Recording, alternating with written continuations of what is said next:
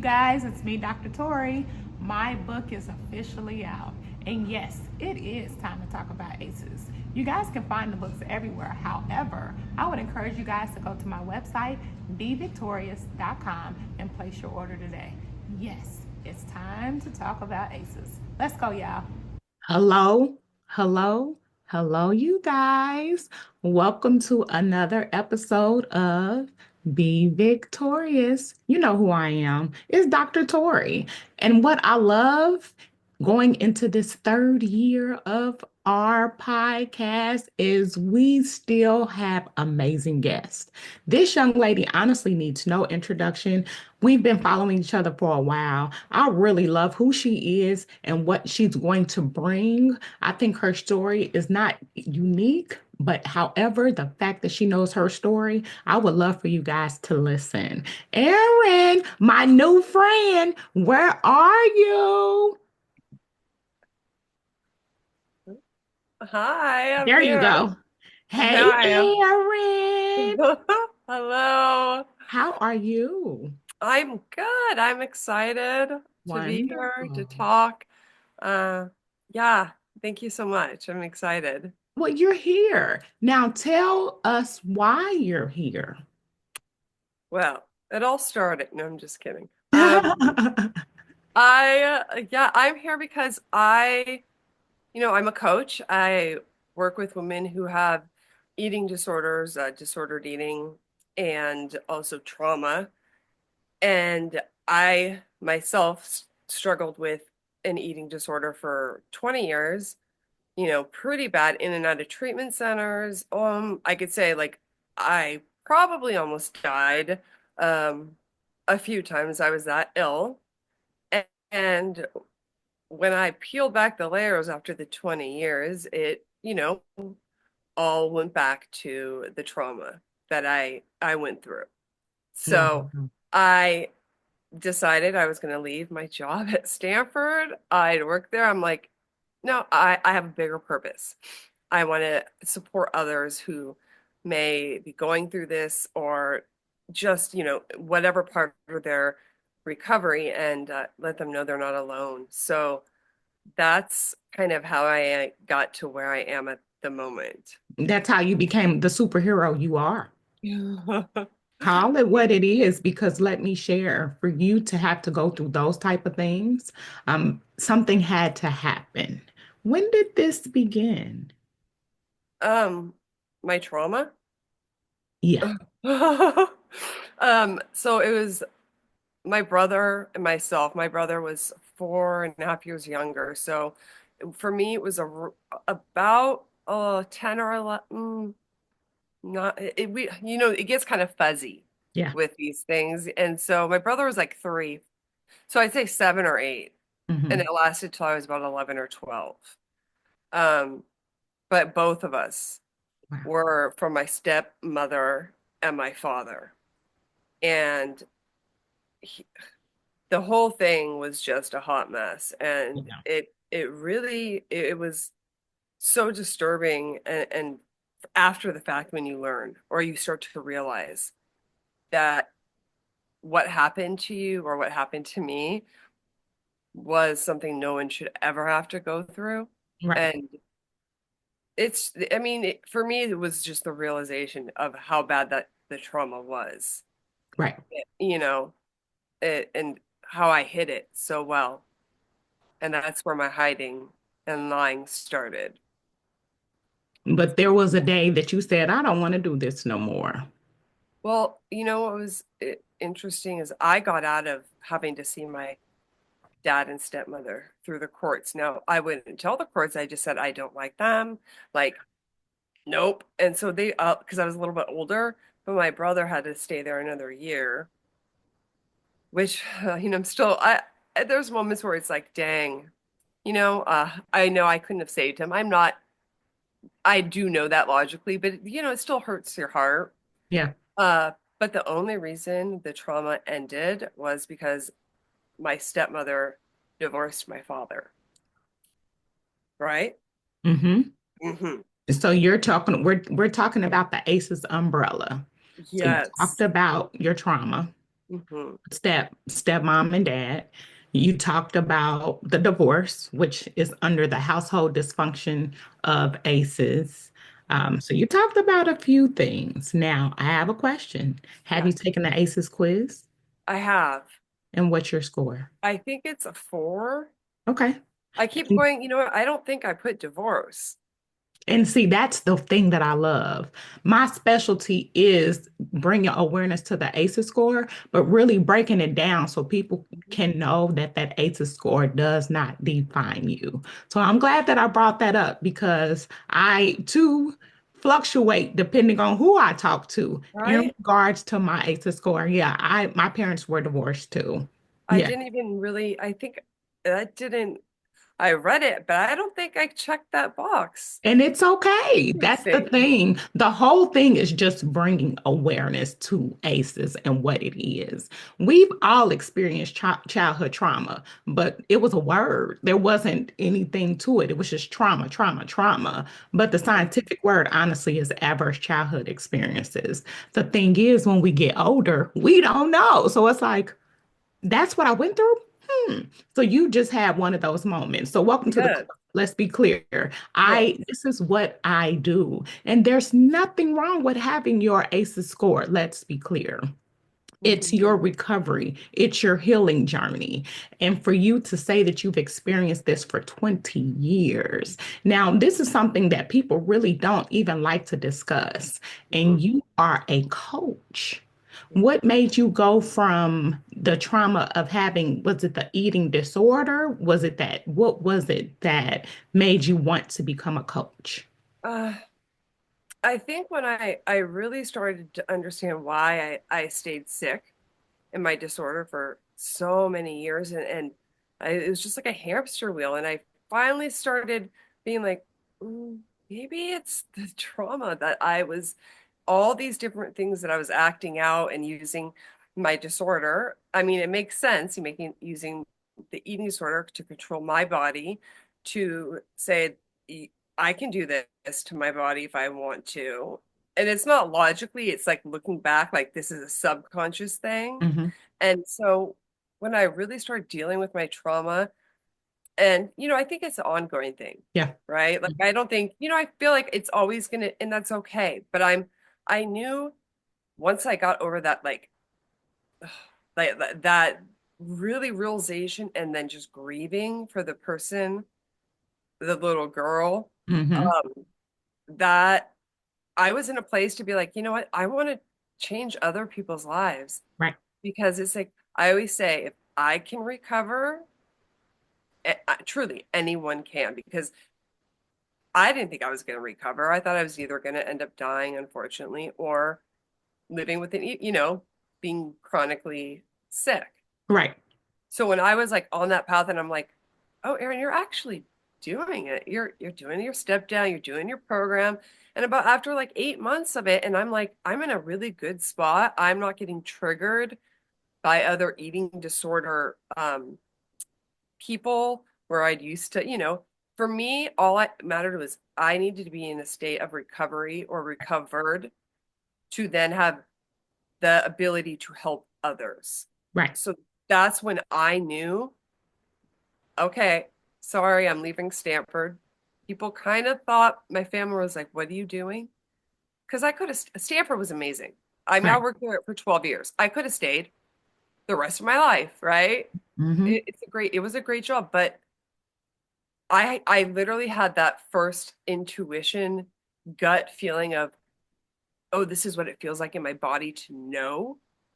And that was a really amazing like moment for me, is to know I want to make a difference. Hmm.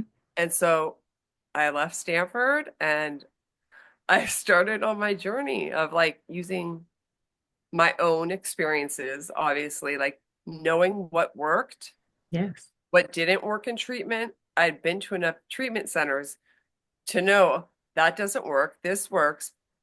This is, overall, is a really good basis for my program.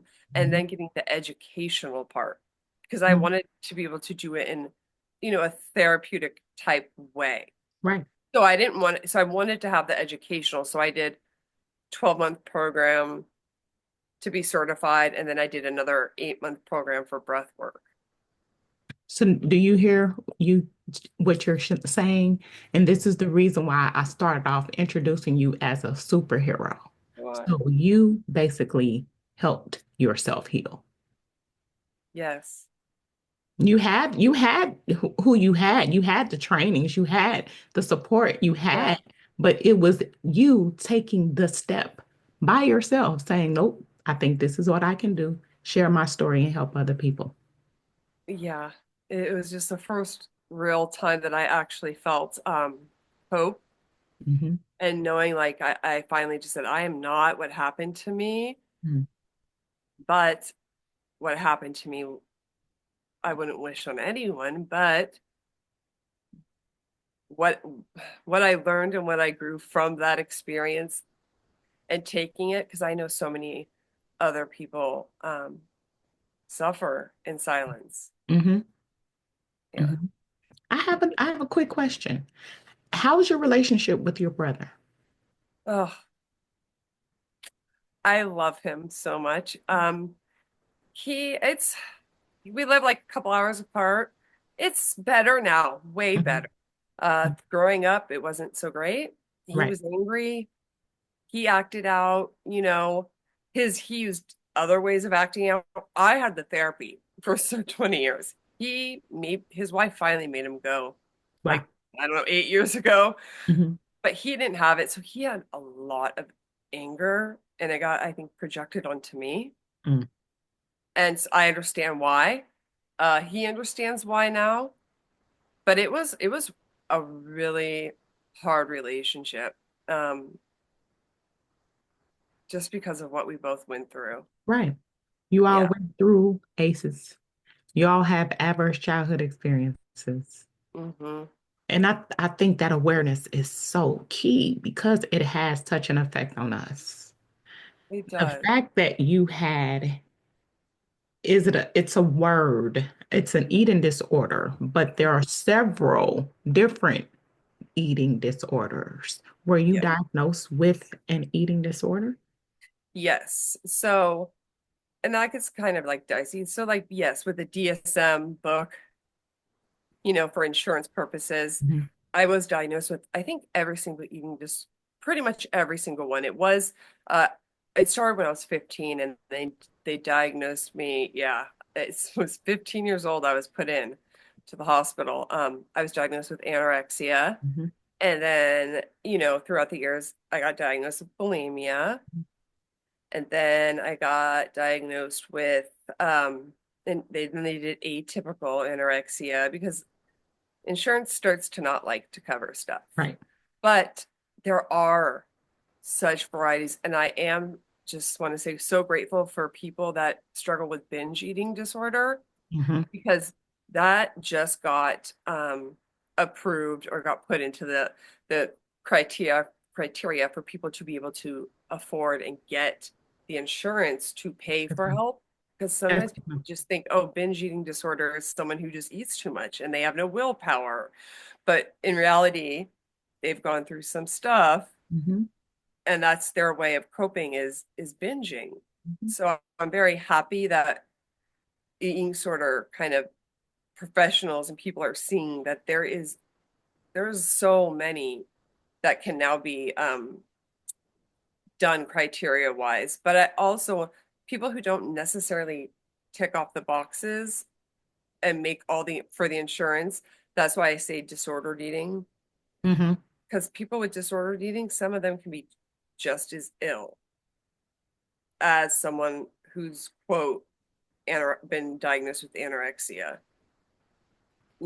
So it kind of makes it hard, but it's also really good. I feel like it's just broadening the scope to show, hey, you don't have to be diagnosed Mhm. to have had the trauma, to have gone Mhm. through.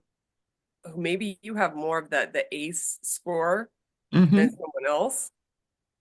Mhm. So that's why I really, I say I work with eating disorders and disordered eating.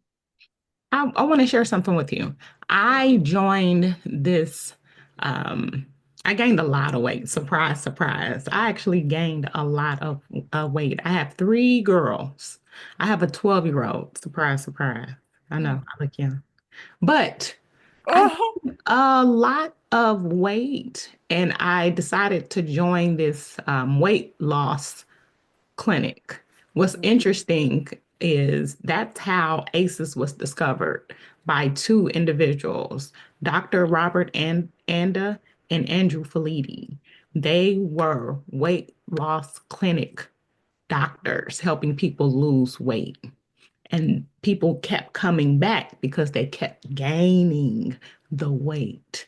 And so they went to Kaiser Permanente with their information. And that's how they came up with the ACEs study. It's a true fact. Response. Surprise, Interesting. surprise. And that makes perfect sense. Of course, Uh-huh. people come back. They come Hmm. back because they're not seeing like the underlying of what the weight, the food. Hmm. Oh, Hmm. that was a good one. And so That makes that's so much sense to me. yeah. I actually started at that time, with the losing weight and doing that thing. It just made me, I lost the weight. So the goal Yeah. was to lose 20 pounds in 6 weeks. And I lost my 20 pounds in 6 weeks. The whole goal was for me to lose it so I can get my money back. All I did, but it was something more about the camaraderie, the Yeah. fellowship, the you can do it, keep going that Mhm. made me want to invest and go back. And so I Yeah. went back. I didn't really need to lose the weight, but I also learned how to do calorie counting. I Yeah. learned how to keep the weight off, where I know for a fact, working with some of the ladies, I met someone who, shared her um, bulimia with me. And that Mm. was one of the things that she was talking about. Like, she needed that community, she needed that fellowship, she needed Uh, somebody that kind of could relate because she felt like she was by herself. So yep. I have to commend you for making that decision because you're not alone in your journey. And you know that there are people out there like you, and you're able to come here and share your story. So again, I thank you for taking the steps. I'm sure Stanford was taking care of you, but you have to understand me just telling you right now, surprise, surprise. Yeah, I actually I was about 230 pounds. I was. And Yeah. to this day, what helps me heal and continue to stay because it's easier to go to, eat Yep. or binge or do something like Mhm. that, especially when you don't understand that depression and anxiety can take a toll on you. So you're a hero. I'm just going to keep reiterating Thank the fact no, that you no, are thank a you. hero. I'm so glad you brought that up about the food and like, and it a lot for women that I've worked with binge eating, it's just helping them be like, hey, here's like a meal plan type thing, or hey, it's okay for you to try to like get on some sort of app that can help you regulate so you don't feel out of control. And Yep. if you do, you come back and then we have like sessions or like when I have a thing where you can boxer me for Hmm. throughout the week because it is so important in those moments because if those moments are when you're going to binge or you're going to do a behavior, it's because there's pain. There Hmm. is something underneath that needs healing. And I don't want to say everyone who has an eating disorder has been through major trauma. But I believe to what I see to be true and what I've been at all the treatment centers with other women and people I work with, 85, 90% have it trauma and at least I would assume like three, like a three on the ACE thing at Hmm. least, Hmm. which tells me they're using food. I was using food, my body control, all of that as my addiction where someone else may use drugs Hmm. or alcohol or Hmm. all the other kind of quote addictions or things that people go to because of the what all these the whole ACE test, which I can't say enough about. Hmm. I love it. Hmm. I've seen it. Yours has an extra question than Yes. one that I had read. I read Oprah's book, can I Mhm. say? That book with Dr. Bruce Perry, like Yes. what happened to what happened to you, not Mhm. I'm telling goosebumps. I'm really that has probably been the best book on trauma Mhm. that I've read in a while. Like it's so I amazing. agree. And they had 10 questions. Mhm. Well, I was like, see, what we've they done another one. did, what I did was enhance those 10 questions. Okay. So my book, It's Time to Talk About ACEs, pretty much gives an update. When I was doing my dissertation, there were things like community violence and bullying and mass Yeah. shootings that I was like, listen, this needs to be added to it. And they Yeah. added it in 2023. So the quiz that you took is actually research. I have been using it as research. I use it for publications, I use it for newsletters. I am really a researcher and I do research because I want people to know about ACEs. I want people to know Yeah. that it's okay to have it. It's okay to heal, and it's okay to understand your ACE number and use that through your recovering journey. So again, that's the Mhm. reason why you're a superhero, because Mhm. just like how you use it, it has different abuse. It has abuse, it has neglect, it has household dysfunction, and it has other adversities. Well, Yeah. what's interesting is the abuse that people talk about is usually the physical, emotional, or sexual. But what Hmm. about eating? Hmm. Which Yep. that's the reason why the ACEs study was actually incepted from the beginning from a weight loss clinic. And so perfect, you know what I mean? Because everybody thinks Oh. that abuse has to just be physical, but what about abusing your body by eating or not eating? Hmm. That's the reason why people have to understand. Bringing up ACEs and ACEs awareness is important so people can understand you're not alone. It Yeah. happens. You can get through this. You have coaches like you that can help you by sharing your story. Again, Yeah. that's the reason why Erin is here, you guys. She's a superhero. So tell us about your coaching program. Tell us what happens? Do people reach out to you? How do you get people? How do you get So customers? So what's also interesting is on Instagram, I mean, and I notice like, I mean, sometimes with when you have, if you know, you're someone working in a field that can be kind of sensitive, like eating disorders, and this is like trauma and things. People may follow you, but they don't necessarily comment or like.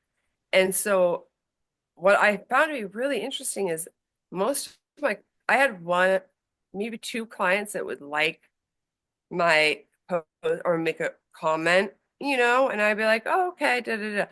Most of them would DM me Mm-hmm. and say, I saw this. And I started to realize it's because it is a touchy, some people aren't in the place to like say, hey, I need help. Right. And so what happens is I usually get the DMs. Mm-hmm. And I'm like, okay, hi, and where'd you find? Oh, well, I follow you. I see your posts, and so I'm like, okay.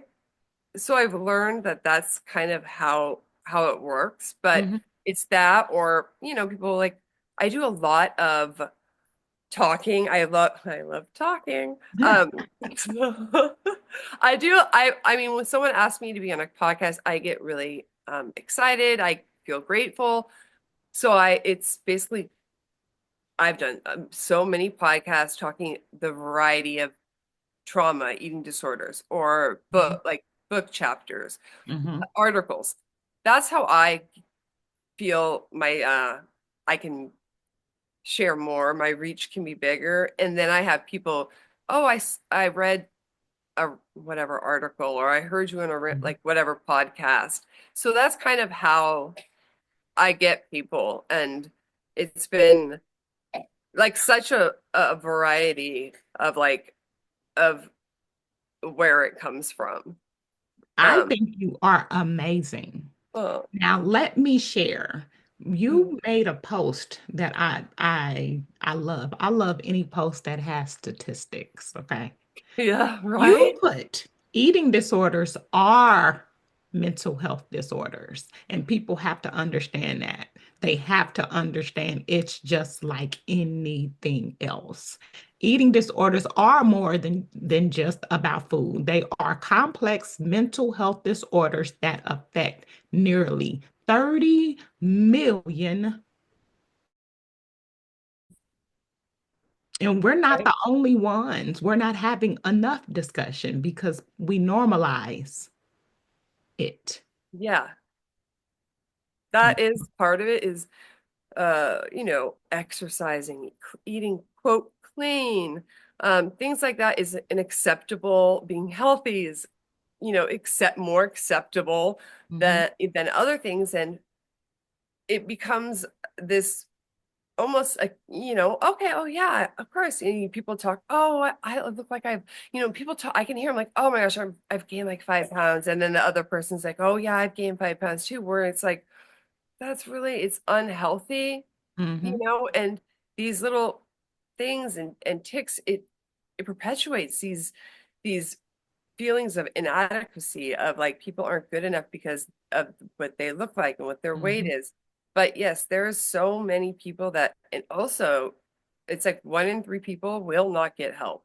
mm, Will not, and now if that's because they can't afford it, there aren't treatment centers in every place. Like I live in California, I had to go to mhm. Oklahoma Right. place for a residential treatment center. So it's the availability of doctors and things Mhm, like that. So that is why so many people don't or aren't able to get treatment. And that's why I try to do like a free group, every month. I try to be like, hey, if someone needs help, I am more than happy to help them because I feel like I'm the bridge when there is no other things for them sometimes. Um, because it's sad that other crazy big statistic is like one person every 60 minutes will die from an eating disorder related complication or something. mhm. And it's like that's the real 1 in 60 minutes. Like Right. that's terrifying. People don't It really is. realize, oh, eating just, and so I'm glad that it is changing. People are talking about it more in schools. Mhm. Teachers are becoming more aware of what to look out for. Um, but it's still a long way to go, but that's okay. It is. But guess what? You are not alone. I'm going to help because guess what? Me and you together, educating people on ACEs and telling people about the importance of eating disorders, I think it's a powerful thing. And I Mm, say that because these are the things, again, that we normalize, and we should not be normalizing these things. And what people don't understand is experiences are the best teaching, yeah, coping, everything. I think the only difference between me, I'm glad that I shared. Like that was one of the things that I've had to experience. You know what I mean? Like while some people would think, oh well, no, well, how do you keep it down? Or I, people don't see that I gained, you know what I mean, yeah, 225 pounds. They don't see that. They don't know, but they also don't know what happened for me to have to go through those type of things. So yeah, that's the reason why people need to know who you are. And before I continue, let them know how to find you. Because again, this is the reason why I have the podcast. This is the reason why it's been an educational tool. You're the first person that I've really talked about in regards to specifically having the eating disorders, but I think it's awareness that people definitely need to listen to. So, Erin, mhm. how can people find you? They can find me on Instagram. I hang out there a lot. It's Erin Reiland and then underscore love. And, you can go there or my Embody Love Coaching is my website, or just put my name in Google and I'll pop up with some wisdom. Mhm. But yeah, I'm always, I always say send me a message if you don't feel comfortable Throughout, y'all, she let you all know she's approachable, she's relatable, she's ready to talk to people because, again, she doesn't want people to be alone in their journey. I don't want people to be alone in their journey to understand ACEs. Erin don't want you to be alone in your journey when you're there going through the situations you're going through. Think about it, to have that 20 years Yeah. Took right me a on the little while. resume. It's okay. Took me a while, but now I'm on a mission. Uh-huh. And I'm here to help. I would love for you to join our community because I'm telling you, you can help and inspire a lot of people. Well, Seriously. So I I, appreciate you. I yes, really do. I look forward to continued conversations because this is something we really need to talk about. This is what's interesting is it's Mental Health Awareness Month.